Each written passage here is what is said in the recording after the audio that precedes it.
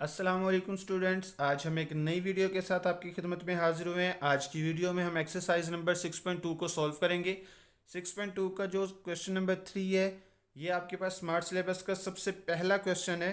तो अब आपने यहाँ पे देखना है कि इसकी स्टेटमेंट क्या है। ये आपके पास है 10 झेल काल्बों के ट्रांसपोज मालूम कीजिए। इस क्वेश्चन में आपको कहा गया कि काल्बों के ट्रांसपोज आपने फाइंड करने हैं।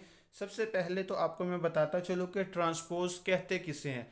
ट्रांसपोज के अंदर आपने रो को कॉलम में चेंज करना होता है और कॉलम को किस में चेंज करना होता है, रो में चेंज करना होता है। अब देखो आपके पास जो रो है यानी कि कतार है, ये आपके पास क्या है, एक कतार है। कतार आपके पास जो होगी वो होगी आपके पास, ये आपके पास है ए और बी, ये आपके पास एक कतार है।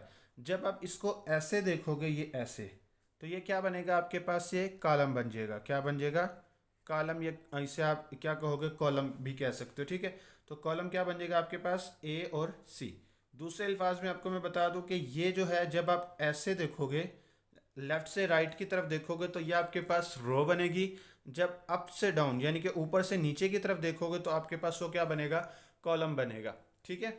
तो अब आपने क्या करना है, इसका ट्रांसपोज फाइंड करना है। ट्रांसपोज को आपने क्या करना है, यहाँ पे एक छोटा सा टी का साइन जब आप लगाओगे, देखो यहाँ पे सी है आपके पास, ये सी। जब आप इसके ऊपर टी लगा दोगे, तो इसका मतलब है कि आप सी का क्या कर रहे हो, ट्रांसपोज फाइंड कर रहे हो, ठीक है। तो ये इसका सोल्यूशन हम करने लगे। तो अब देखो, ये आपके पास कॉलम है, इस कॉलम को आपने रो में चेंज कर देना। ए सी को ये इस साइड से देखना है आपने, और लिखना है इसको कैसे है, ए सी। ये आ गया आपका आंसर, ठीक है।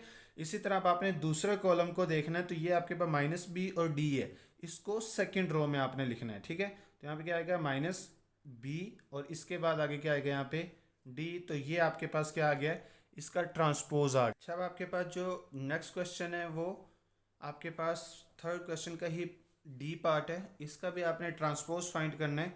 तो इसको सबसे पहले आप क्या लिखोगे, डी के ऊपर छोटा सा टी लिखोगे, इसका मतलब है ट्रांसपोज ऑफ डी। अब इसके बाद आपने रो को कॉलम में चेंज करना और कॉलम को रो में। सबसे पहले हम इस रो को ले लेते हैं। सबसे पहले क्या करेंगे, रो को लेंगे, इसको कॉलम वाइज आपने लिखना है। तो अब देखो यहाँ पे एल एम एन, ये आपने रो में लिखा हुआ देखा है, और इसको आपने कॉलम में लिख लेना है। तो यहाँ पे क्या आएगा, एल एम और ये एन, ठीक है। ये आपका कॉलम में आ गया। अब इसी तरह सेकंड रो को आपने देखना है, पी क्यू आर, तो इसको आपने यहाँ पे कॉलम में लिख लेना है, पी क्यू आर, ठीक हो गया।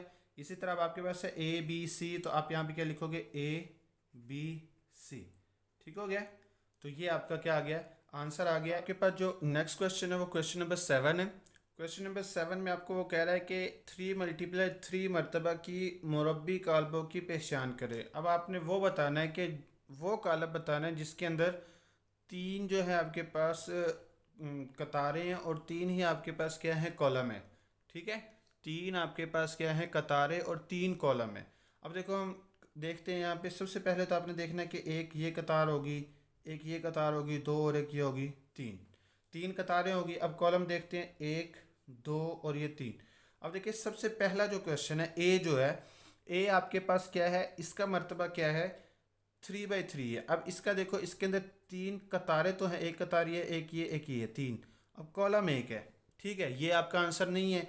अब इसके अंदर देखो आपने क्या करना है, यहाँ पे देखना है कि एक ये तो कतार है, कॉलम कितने, एक, दो, तीन। इसमें एक कतार, इसका मैं मर्तबा यहाँ पे लिख देता हूँ, इसका है 1 × 3 है, और इसका क्या है आपके पास, 3 × 1 है, और इसका क्या है आपके पास, 3 × 3, यानी कि 3 कॉलम, 3 रोज और 3 कॉलम है। और इसके अंदर क्या आपके पास, 3 रोज और 1 कॉलम है। इसके अंदर 1 रो और 3 कॉलम है। तो लिहाजा जो उसने पूछा हुआ है 3 × 3 वाला, तो ये आपके पास आपका रिक्वायर्ड आंसर है। तो अब यहाँ पे क्या लिखोगे, अब यहाँ पे लिखोगे 3 × 3 के 3 × 3 मरतबा के, ठीक है, मरतबा की मुरब्बी कालब, मुरब्बी कालब कौन सी है वो आपके पास है, ए इज इक्वल टू 2 3 6 1 5 4 3 6 3, ठीक है। ये आपके पास आपका रिक्वायर्ड आंसर है। इसके साथ ही ये एक्सरसाइज कंप्लीट हुई। इस एक्सरसाइज में इतने ही क्वेश्चन थे स्मार्ट सिलेबस के। मिलते हैं नई वीडियो के साथ, तब तक के लिए अल्लाह हाफिज़।